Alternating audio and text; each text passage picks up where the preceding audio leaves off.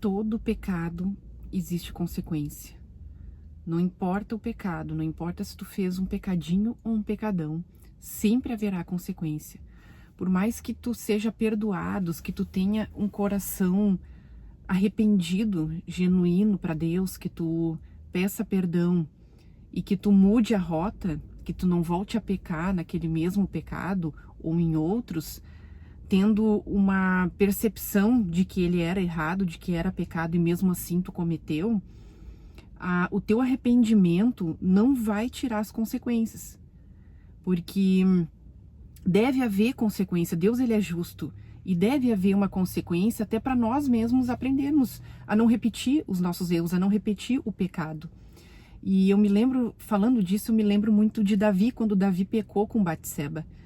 Davi era para ele estar em guerra, lutando, mas ele viu a Batseba na sacada e acabou pecando, se deitando com ela, e ela engravidou. E para não ser exposto nesse pecado, ele levou Urias, que era o marido de Batseba, e colocou ele na frente na guerra para ele ser morto. Ou seja, ele cometeu dois pecados grandes, né? Que era o adultério e o assassinato, né? Ele matou um homem. E Deus enviou o profeta Natã para falar sobre uma parábola, para que Davi entendesse que ele era esse homem pecador. E quando Davi entendeu que ele tinha pecado, ele naquele momento ele se arrependeu.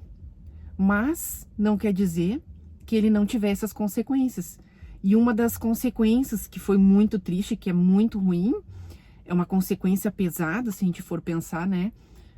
Foi a morte do filho dele com a Batseba. Então, o pecado, ele não te exime, ele não te exclui de tu não ter as consequências. E o pecado, ele abre brechas na tua casa, brechas na tua família, brechas no teu casamento. E isso é muito perigoso. Porque quando a gente não tem ideia, Davi não achava que ele não tinha feito nada de errado, ele continuou vivendo a vida dele normal, até que Deus enviou o profeta Natã. E caiu a ficha dele, que ele havia pecado. Ele se arrependeu, ele foi genuíno, ele estava com o coração contrito, mas a consequência veio. E mesmo Davi, sacrificando a carne dele, depois de ter percebido que ele pecou, que ele fez jejum, ele orava para que o filho não morresse, ele não adiantou, porque deve haver uma consequência. Mas Deus, ele é tão bom pra gente, ele é tão justo, que apesar do nosso pecado, dele ter nos perdoado, e mesmo em termos as consequências para a gente aprender a não voltar para aquele pecado, Deus restaurou ele, dando o quê? Mais um filho com Batseba, que é o rei Salomão. Então Deus, mesmo através do nosso pecado, mesmo que a gente cai, né, literalmente cai num buraco e abre brechas para o inimigo entrar e agir na tua casa, agir na tua família, na tua vida, e tu não consegue às vezes perceber o que está acontecendo, por que está acontecendo comigo, por que está acontecendo isso comigo, por que eu tô sem dinheiro, por que o meu casamento está sempre em guerra. Mas o pecado faz abrir brechas para o inimigo entrar e ele fazer a festa. E às vezes é uma pequena brecha, qualquer coisinha, um troco no mercado que tu não deu, e tu, não vai dar em nada, ou uma olhada para um outro homem ou uma outra mulher e que fez um ninhozinho aqui, sabe? Um pensamento, qualquer coisa que tu acha que não vai dar em nada, eu nem errei, nem tô fazendo mal para ninguém, haverá consequências. Porque Deus, ele é justo, ele nos ama e ele quer o melhor para nós. Ele não quer que a gente viva no pecado. Ele quer que a gente se arrependa e que a gente não volte a pecar.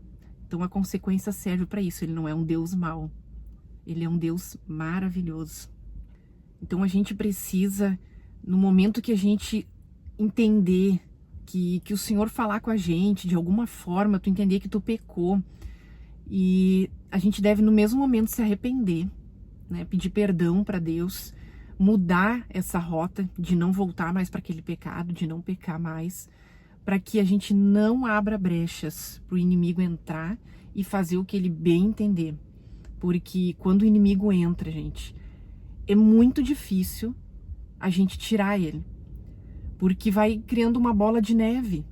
É briga, é uma picuinha ali, é família se desentendendo, coisas quebrando dentro de casa, sabe? Coisas estragando, dinheiro faltando, não tá conseguindo para pagar uma conta que dava. Ah, antes eu conseguia, porque agora não tô conseguindo pagar. Então, assim, pedindo, tem um salmo que Davi fala, né? Que ele pede para Deus sondar o coração dele se ainda há um pecado. Então, que a gente sempre antes de dormir, ou até mesmo quando vai acordar, já pedir para Deus assim, ó, Deus, sonda o meu coração e se há algum pecado que o Senhor me mostre, para que a gente não siga dando brecha para o inimigo.